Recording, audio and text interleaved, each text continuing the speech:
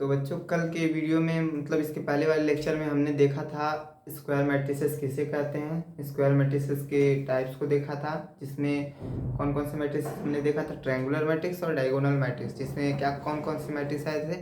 सबसे पहला मैट्रिक्स था अपर ट्रायंगुलर मैट्रिक्स, फिर लोअर ट्रायंगुलर मैट्रिक्स, फिर स्केलर मैट्रिक्स, फिर यूनिट मैट्रिक्स। ये हम 4 मैट्रिक्स देखे थे, ठीक है।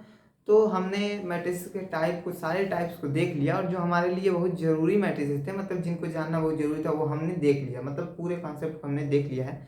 अब कुछ और कॉन्सेप्ट हैं, कुछ टर्म्स हैं जिसको हम डिफाइन करेंगे, ठीक है। तो इसमें अब हम देखेंगे अलजेब्रा ऑफ मैट्रिक्स, ठीक है। मैट्रिक्स के अलजेब्रा को देखेंगे, मतलब addition of matrices, subtraction of matrices, फिर मल्टीप्लिकेशन ऑफ मैट्रिसेस, ये सब हम क्या करेंगे, डिफाइन करेंगे, देखेंगे उसके एग्जांपल के साथ, ठीक है। तो इसमें सबसे पहला आता है एडिशन या सब्सट्रैक्शन, एडिशन और सब्सट्रैक्शन ऑफ मैट्रिक्स, ठीक। तो देखते हैं हम सबसे पहला क्या है,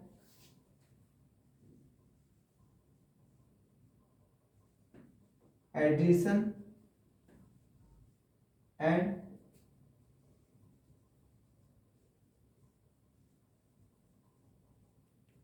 सब्सट्रैक्शन ऑफ मैट्रिक्स। तो जनरली एडिशन और सब्सट्रैक्शन पे एक ही रूल, एक ही कॉन्सेप्ट लगता है। बस हमें एडिशन में क्या करना होता है, ऐड करना होता है, सब्सट्रैक्शन में क्या करना होता है, सब्सट्रैक्ट करना होता है, ठीक है। मतलब एडिशन में जोड़ना होता है, सब्सट्रैक्शन में घटाना होता है, लेकिन इसमें जो कॉन्सेप्ट लगता है वो दोनों में क्या होता है, सेम होता है।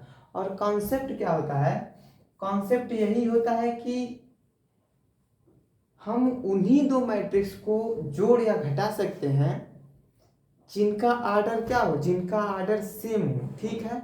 चाहे जिस भी आर्डर का हो, मतलब वह उसमें रो और कॉलम बराबर हो या ना बराबर हो, मतलब वो स्क्वायर मैट्रिक्स हो या ना हो, लेकिन उसमें होना क्या चाहिए, कॉन्सेप्ट क्या है उसका, कॉन्सेप्ट यही है कि उसका जो आर्डर है वह सेम होना चाहिए। अर्थात अगर एक मैट्रिक्स 2x3 का है तो दूसरा भी मैट्रिक्स अगर 2x3 का होगा, तभी उन दोनों मैट्रिक्स को हम क्या करेंगे, आपस में जोड़ पाएंगे, ठीक है। मतलब इसमें कॉन्सेप्ट क्या है, कॉन्सेप्ट यही है कि दोनों मैट्रिसेस का आर्डर क्या होना चाहिए, सेम, ठीक है। आर्डर सेम होगा तो हम जनरली उसको क्या करेंगे, जनरली टर्म वाइज हम उसको क्या करेंगे, एक के रिस्पेक्ट में दूसरे को क्या करेंगे, जोड़ देंगे या घटा देंगे, जो भी हमें करना रहेगा। एक प्लस, अगर दो मैट्रिक्स होगा ए और बी, तो हम अगर उसका आर्डर सेम होगा तो क्या करेंगे, ए प्लस बी टर्म वाइज हम एकदम सिंपली जोड़ लेंगे, और अगर ए माइनस बी ज्ञात करना होगा तो टर्म वाइज हम क्या करेंगे, घटा देंगे, ठीक है। तो इसी को हम कैसे लिख कैसे सकते हैं, तो कैसे लिखेंगे हम,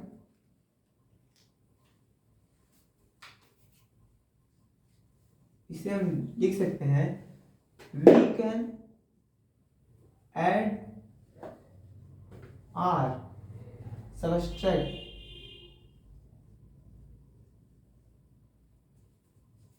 टू मैट्रिसेस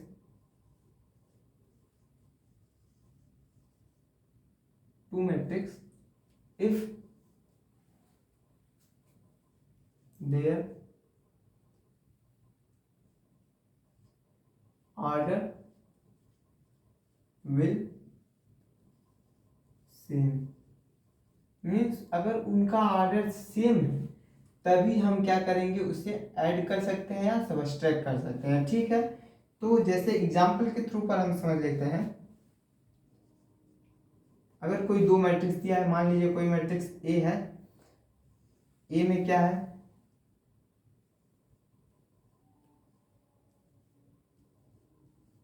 ठीक है, यह ए है, और एक मैट्रिक्स है बी, बी इक्वल टू क्या है,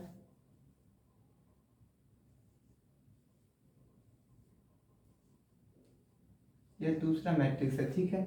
इसका ऑर्डर क्या है, ऑर्डर हम कैसे लिख सकते हैं, ऑर्डर क्या होता है, रो इंटू कॉलम होता है। तो रो इसमें कितने हैं, रो इसमें एक और दो, कॉलम कितने हैं, एक दो तीन, यानी इसको क्या लिखेंगे, 2x3, यह ऑर्डर है। इसका ऑर्डर क्या होगा, 1 2 1 2 3, मीन्स 2x3, ठीक है। इसका आर्डर और इसका आर्डर क्या है, सेम है, क्योंकि 2x3 का ये भी है, 2x3 का ये भी है, तो इसे हम क्या कर सकते हैं, जोड़ सकते हैं। और जोड़ेंगे कैसे, तो जो ए प्लस बी होगा, ठीक है, इसे रिप्रेजेंट करेंगे ए प्लस बी ऐसे, और ए प्लस बी इक्वल किसके होगा, इसके टर्म वाइज, मतलब जो सिमिलर टर्म है, मतलब जो a11 के स्थान पे है और इसमें भी a11 के स्थान पे है, उन्हीं दोनों को आपस में जोड़ेंगे। फिर a12 के स्थान पे है जो, और इसमें भी जो a12 के स्थान पे है उसे आपस में जोड़ेंगे।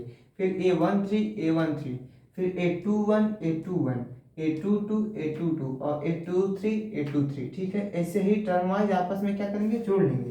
तो कैसे जोड़ेंगे, 2 + 5, फिर 5 + 9, फिर 7 + 2, ठीक है, यह हो गया हमारा। फिर क्या होगा, फिर 3 + 3, फिर 9 + 2, फिर 2 + 1, ये हमारा क्या हो गया, यह जो ऑर्डर है 5 to 7, 9 5 14, 7 to 9, 3 3 6, 9 to 11, 2 1 3। यह क्या आ गया, यह हमारा रिजल्टेंट मैट्रिक्स आ गया, जो क्या है, ए और बी का ऐड है। मतलब ए और बी को ऐड करने पर जो मैट्रिक्स प्राप्त हो रहा है, मतलब रिजल्टिंग मैट्रिक्स क्या है, ए है। और order will be same as given matrices, मतलब जो गिवन मैट्रिसेस है उसके ही ऑर्डर का ही है, जो रिजल्टेंट मैट्रिक्स होगा वह भी क्या होगा, उसी के ऑर्डर का होगा। मतलब यह भी क्या होगा, 2x3 का ही होगा। और देख लीजिए 2x3 है भी, क्योंकि इसमें रो की संख्या 2 है और कॉलम की संख्या क्या है, 3 है, ठीक है। तो यह क्या हो गया, 2x3 का हो गया, ठीक है। तो ये हमारा क्या हो गया, रिजल्टेंट मैट्रिक्स। तो इस प्रकार हम किसी भी दो मैट्रिक्स को क्या कर सकते हैं, ऐड कर सकते हैं। तो एडिशन हमने देख दिया, और जनरली इसी एग्जांपल पे हम सबट्रैक्शन को भी समझ सकते हैं, ठीक है। सबट्रैक्शन में भी हमने बोला था कॉन्सेप्ट सेम होता है, मतलब दो मैट्रिसेस को सबट्रैक्ट तभी कर सकते हैं। यहाँ पर हमने लिखा भी है ऐड या सबट्रैक्ट टू मैट्रिसेस, मतलब टू मैट्रिक्स को हम ऐड और सबट्रैक्ट तभी कर सकते हैं जब क्या होगा, ऑर्डर विल बी सेम, दोनों का ऑर्डर क्या होगा, सेम होगा। तो सबट्रैक्ट भी जनरली सबट्रैक्ट भी क्या करेंगे, उसी को करेंगे जिसका ऑर्डर क्या हो, सेम हो। तो इन दोनों का ऑर्डर सेम है, तो इसको हम क्या कर सकते हैं, सबट्रैक्ट भी कर सकते हैं। तो ये हमने a प्लस बी निकाल लिया, अब a माइनस बी निकाल लेते हैं। तो a माइनस बी भी जनरली ऐसे ही निकलेगा, बस क्या होगा यहाँ पर रिप्रेजेंटेशन a माइनस बी हो जाएगा, और इक्वल टू हमें क्या करना होगा, टर्म वाइज माइनस करना होगा। तो हमने लिखा है a माइनस बी, तो e में से b को घटाएंगे, ये नहीं कि b में से a को घटाने लगे। यह कम्युनिकेटिव प्रॉपर्टी को फॉलो नहीं करता है, और जो प्लस होता है वह कम्युनिकेटिव प्रॉपर्टी को फॉलो करता है। मतलब किसी भी मैट्रिक्स के लिए ए माइनस बी, और हालांकि हम जनरली संख्याओं के रूप में भी देख सकते हैं। संख्याएं जब होती हैं उनमें जो एडिशन होता है, एडिशन कम्युनिकेटिव प्रॉपर्टी को फॉलो करता है। मतलब 2 को 5 में जोड़े या 5 को 2 में जोड़े, वैल्यू दोनों का सेम होगा। लेकिन जो माइनस वाला होता है, मतलब जो क्या बोलते हैं सबट्रैक्शन होता है, वह कम्युनिकेटिव प्रॉपर्टी को फॉलो नहीं करता है। मतलब अगर 2 में से 5 को घटाएंगे और जो 5 में से 2 को घटाएंगे वह सेम नहीं होगा, वह क्या होगा, दोनों चेंज होगा। क्योंकि 2 में से 5 को घटाएंगे तो -3 आएगा, और 5 में से 2 को घटाएंगे तो +3 आएगा, और +3 -3 के कभी भी बराबर नहीं हो सकता है, ठीक है। तो यह क्या करता है, जो सबट्रैक्शन होता है वह कम्युनिकेटिव प्रॉपर्टी को फॉलो नहीं करता है। इसके लिए a माइनस बी कभी भी b माइनस सी के बराबर नहीं हो सकता। मतलब जो पहला मैट्रिक्स है उसी में से हम दूसरे मैट्रिक्स को घटाएंगे। ये नहीं कि यहाँ पर 2 में से 5 को घटाना है तो हम 5 में से 2 को घटा दें, हमें 2 में से 5 को घटाना है तो 2 में से 5 को ही घटाएंगे, ठीक है। तो कैसे घटाएंगे, उसको घटाने के लिए हम क्या करेंगे, उसको घटाने के लिए हमें 2 में से 5 को घटाएंगे तो जनरली क्या आएगा, -3 आएगा। फिर 5 में से 9 को घटाएंगे तो क्या होगा, -4 आएगा। फिर 7 में से 2 को घटाएंगे तो 5 आएगा। इसी प्रकार 3 में से 3 को घटाएंगे 0 आएगा। 9 में से 2 को घटाएंगे तो 7 आएगा। 2 में से 1 को घटाएंगे तो 1 आएगा। ये हमारा बन गया मैट्रिक्स, जिसका ऑर्डर क्या है, 2x3, क्योंकि इसमें रो 2 है और कॉलम क्या है, 3 है। इसके लिए इसका ऑर्डर क्या होगा, 2x3 का। तो जनरली हम a माइनस बी भी ऐसे निकाल सकते हैं, और अगर b माइनस ए निकालना हो तो क्या होगा, इस मैट्रिक्स में से इसको घटाएंगे, अब इसके टर्म में से इसको हम घटाएंगे, ठीक है, ना कि इसमें से। तो जैसे यहाँ पर दिया रहेगा, जो मैट्रिक्स पहले रहेगा उसी में से हम क्या करेंगे, घटाएंगे दूसरे मैट्रिक्स को, ठीक है, क्योंकि यह कम्युनिकेटिव प्रॉपर्टी को फॉलो नहीं करता है। तो ये प्रॉपर्टी भी इसका देख लेते हैं, कौन सा प्रॉपर्टी क्या है, कम्युनिकेटिव प्रॉपर्टी, एसोसिएटिव प्रॉपर्टी, ये सब देख लेते हैं, ठीक है।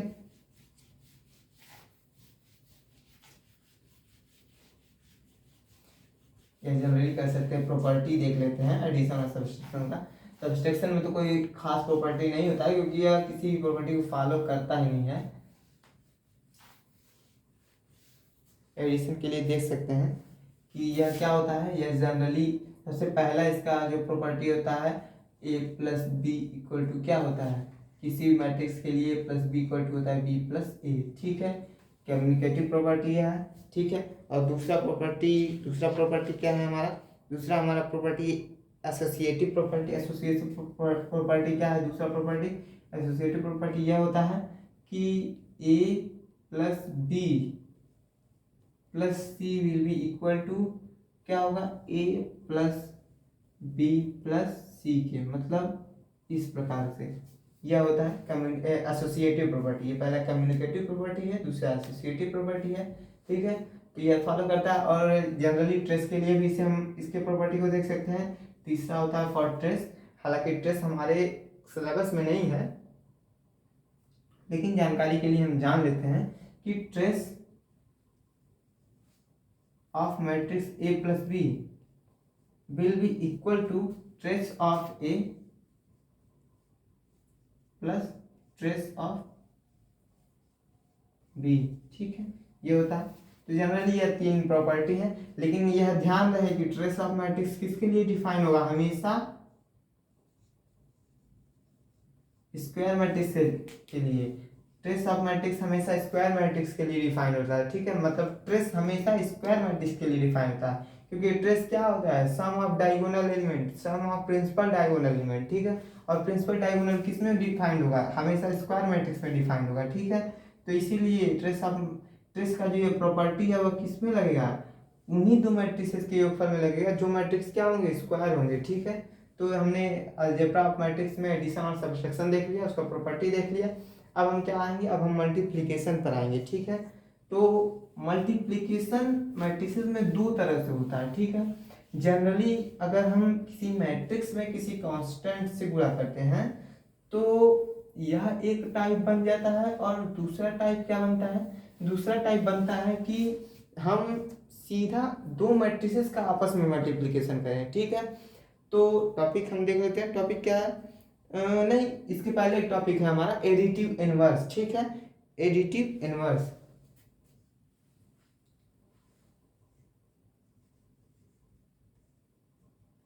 एडिटिव इनवर्स,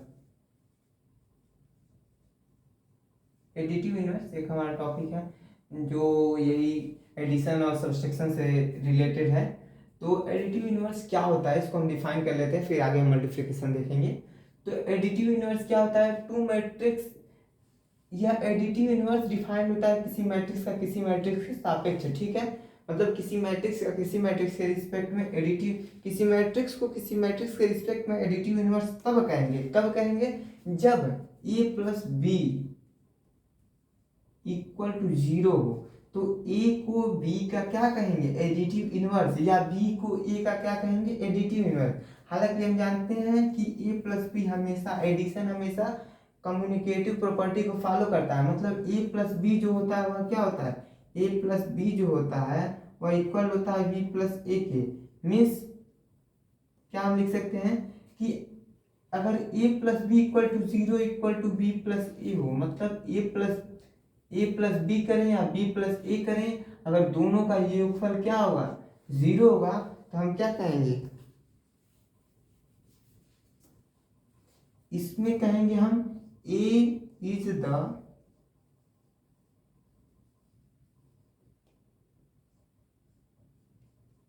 एडिटिव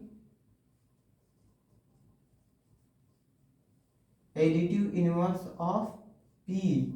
और इसमें क्या कहेंगे हम, इसमें कहेंगे बी इज द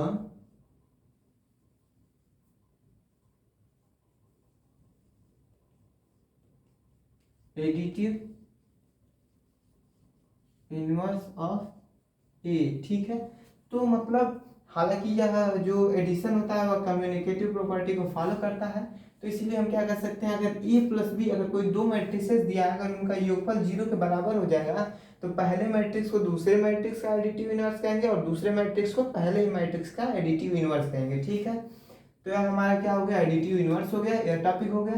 ठीक है, अब हम जनरली क्या किस पर आएंगे, मल्टीप्लीकेशन ऑफ टू मैट्रिसेस या multiplication of A matrix with a constant. ठीक है, किसी कांस्टेंट से किसी मैट्रिक्स में मल्टीप्लीकेशन, और दूसरा क्या होगा, मल्टीप्लीकेशन ऑफ टू मैट्रिक्स। तो सबसे पहले टॉपिक को हम देखते हैं, multiplication of matrix bye a scalar या वही कांस्टेंट। ठीक है, तो इसको देखते हैं।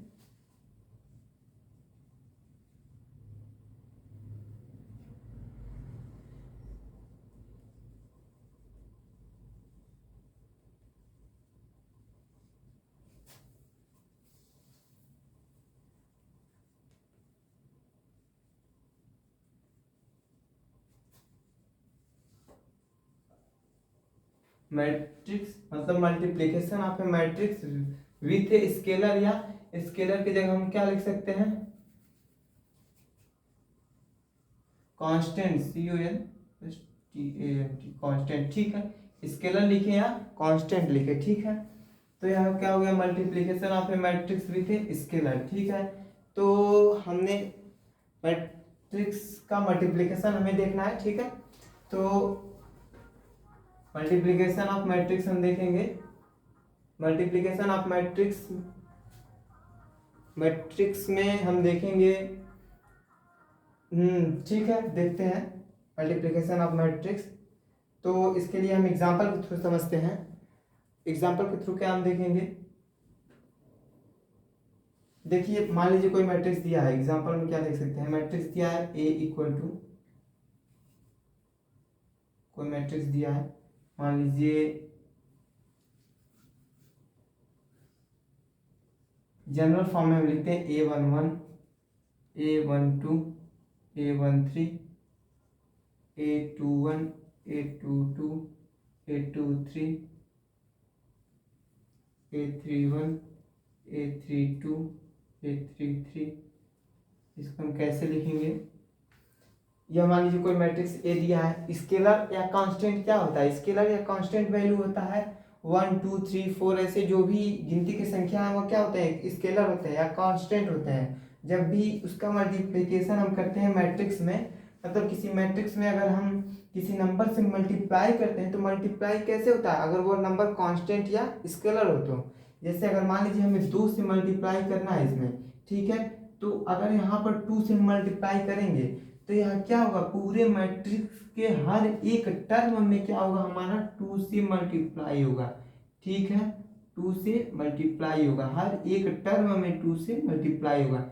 यही होता है किसी मैट्रिक्स में किसी स्केलर से मल्टीप्लिकेशन। ठीक है, मतलब अगर हम किसी मैट्रिक्स में किसी स्केलर से या किसी कांस्टेंट से मल्टीप्लाई करते हैं तो अब पूरे एलिमेंटों में क्या हो जाता है, डिस्ट्रीब्यूट हो जाता है, पूरे एलिमेंटों में बट जाता है।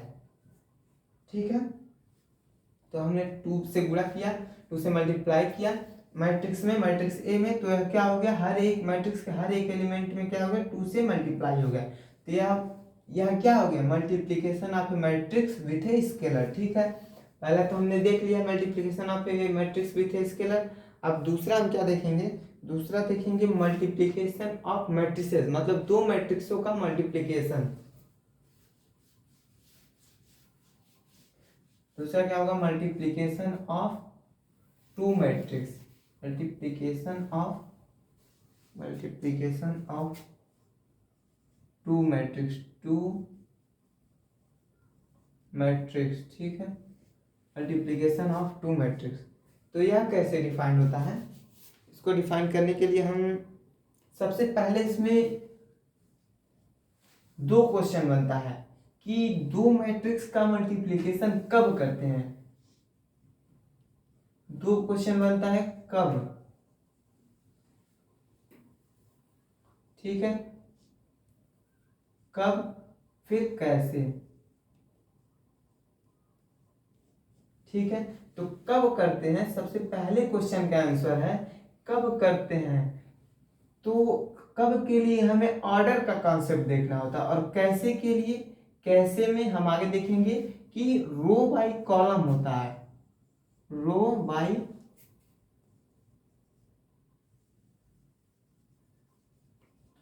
कॉलम होता है। ठीक है, मतलब कैसे कब होता है, कब का कॉन्सेप्ट ऑर्डर से है, मतलब ऑर्डर ऑफ मैट्रिक्स है, इसमें एक रूल होता है, मतलब ऑर्डर ऑफ मैट्रिक्स का जो फॉलो करे तभी मल्टीप्लीकेशन होगा, और कैसे होगा, रो बाई कॉलम होगा।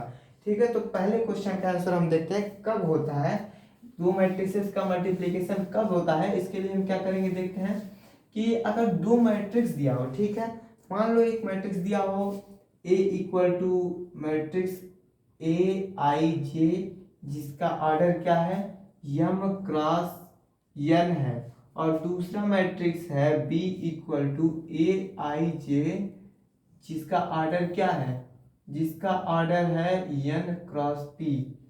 तो इन दोनों मैट्रिक्स का मल्टीप्लिकेशन तभी कर सकते हैं जो दिए गए पहले मैट्रिक्स का कॉलम और दिए गए दूसरे मैट्रिक्स का रो आपस में इनकी संख्या क्या हो, बराबर हो, मतलब यह जो नंबर है वह इसके बराबर हो। हालांकि हमने लिख दिया है, लेकिन क्वेश्चन में आपको देखना पड़ेगा, जो दो मैट्रिक्स दिए होंगे उनका ऑर्डर हमें क्या होना देखना पड़ेगा, ठीक है, कि वह क्या है, सेम है या नहीं है। तो उसके लिए हम सिंपली देखेंगे उसका ऑर्डर क्या है, ऑर्डर की ऑर्डर से हम क्या समझते हैं, यह क्या है, यह क्या लिखा है, नंबर ऑफ कॉलम है, मतलब जो नंबर पहले मैट्रिक्स का नंबर ऑफ कॉलम है वो दूसरे मैट्रिक्स के नंबर ऑफ रो के क्या हो, इक्वल हो, तभी इन दोनों मैट्रिक्स का मल्टीप्लिकेशन हम आपस में कर सकेंगे।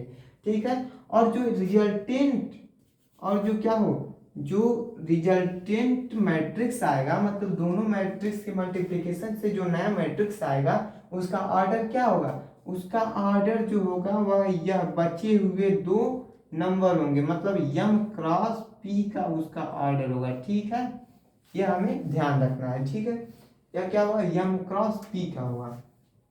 अब हमने यह तो देख लिया कि कब होगा, कब होगा, जब दिए गए पहले मैट्रिक्स का नंबर ऑफ कॉलम दूसरे मैट्रिक्स के नंबर ऑफ रो के बराबर होंगे, मतलब फर्स्ट मैट्रिक्स का क्या हो, number of column equal to second matrix का नंबर ऑफ क्या हो, रो। ठीक है, विल बी इक्वल टू, मतलब दोनों आपस में बराबर होंगे तभी क्या होगा, किसी भी दो मैट्रिक्स का मल्टीप्लिकेशन होगा। सबसे पहले हमें यही देखना होगा कि सेम है, ठीक है, तब हमें आगे का सोचना है कैसे होगा। ठीक है, अगर सेम नहीं है तब हमें कुछ सोचना ही नहीं है कैसे होगा। ठीक है, तो उसके लिए अब ये तो देख लिए कब होगा, अब देखेंगे कैसे होगा।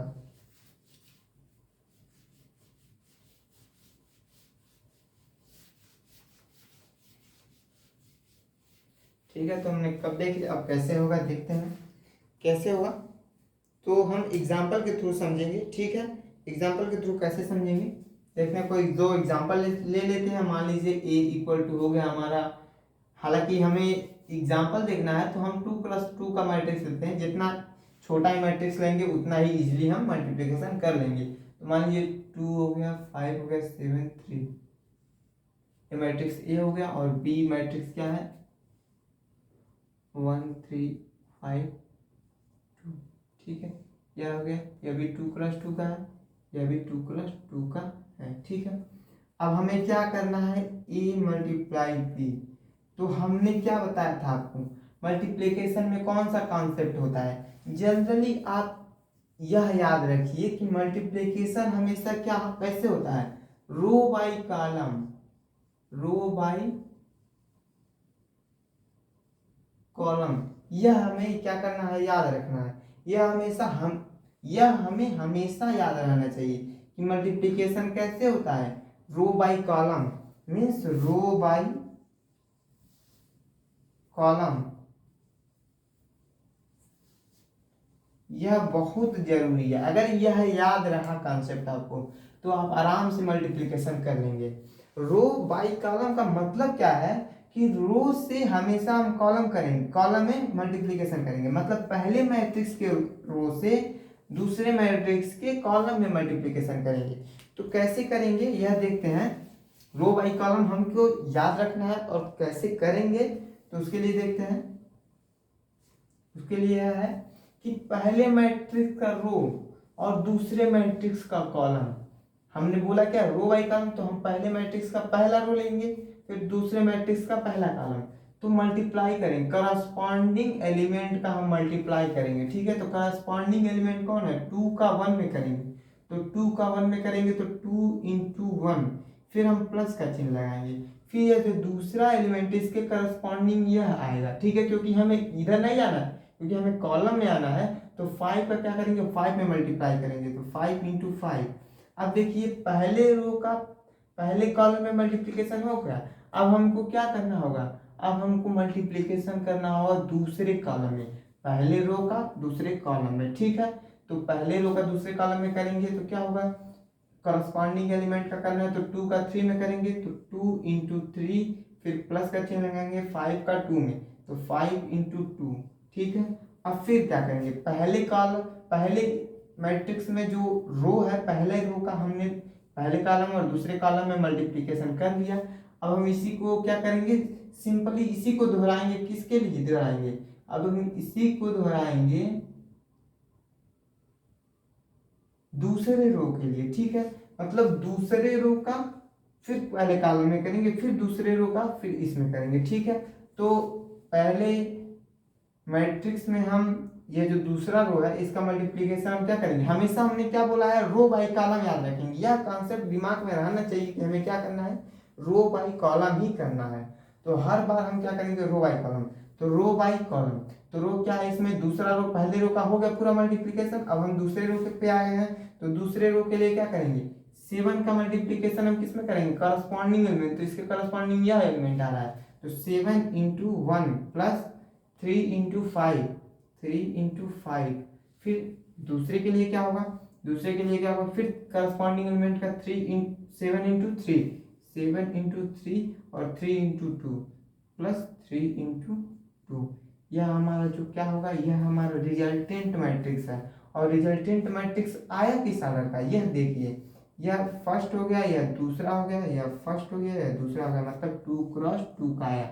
और हमने देखा क्या था, हमने पहले ही बता दिया था कि अगर यह सेम हो, सबसे पहले हम इसमें देखेंगे क्या यह सेम है कि नहीं है, तो हालांकि यह सेम है, तो जब सेम है तो हम इसका मल्टीप्लिकेशन किए हैं, और मल्टीप्लिकेशन किए हैं तो ऑर्डर क्या है, ये जो दो बचे हुए मैट्रिक्स थे, मतलब दो बचे हुए नंबर थे, उन्हीं का ऑर्डर आया, मतलब 2x2 का ही आया ऑर्डर, ठीक है। तो हम वैसे ट्रिक के तौर पे भी याद रखेंगे कि जो रिजल्टेंट मैट्रिक्स आएगा वह क्या होगा, यह जो दो बचे नंबर हैं उन्हीं के ऑर्डर का आएगा, लेकिन जनरली यह याद नहीं रखेंगे फिर भी हमारा काम बन जाएगा, क्योंकि आगे जब हम मल्टीप्लिकेशन करेंगे तो जो आएगा आंसर आएगा उसमें साफ साफ पता चलेगा कि कौन सा ऑर्डर का है यह मैट्रिक्स। अब जनरली हम इसे सॉल्व कर लेते हैं, तो 2 + 25 = 27, फिर 9 × 6 और 5 × 10 16 हो गया, ठीक है। फिर 7 और 5 15 7 22 हो गया, ठीक है। और फिर 7 21 3 × 6, तो 21 6 27 हो गया, ठीक है। यह हमारा बन गया क्या, A×B, ठीक है। यह हमारा बन गया A×B। तो हमने क्या क्या देख लिया, हमने एडिशन ऑफ 2 मैट्रिसेस देख लिया, सब्सट्रैक्शन ऑफ 2 मैट्रिसेस देख लिया, मल्टीप्लिकेशन ऑफ 2 मैट्रिसेस देख लिया, ठीक है। मतलब हम अलजेब्रा ऑफ मैट्रिक्स को खत्म कर दिए, ठीक है। हमने अलजेब्रा ऑफ मैट्रिक्स देख लिया। अब हमें कुछ टॉपिक हमारा बच गया है, ठीक है। कुछ टॉपिक कौन कौन से हैं, जैसे अभी हमें देखना transpose of matrix, inverse of matrix, skew symmetric matrix, symmetric matrix, ये सब हमें डिफाइन करना है, ठीक है। तो हम अब आगे का सभी टॉपिक नेक्स्ट वीडियो में देखेंगे। आगे के नेक्स्ट वीडियो में हम देखेंगे इनवर्स ऑफ मैट्रिक्स, तो सबसे लास्ट में आएगा। तो आगे के वीडियो में हम देखेंगे ट्रांसपोज ऑफ मैट्रिक्स, फिर देखेंगे हम skew symmetric matrix, symmetric matrix क्या होता है, उसके कुछ थ्योरम्स होते हैं उनको देखेंगे, ठीक है। तो आज के वीडियो में यहीं तक था, ठीक है। आगे के वीडियो में हम देखेंगे, ठीक है। धन्यवाद।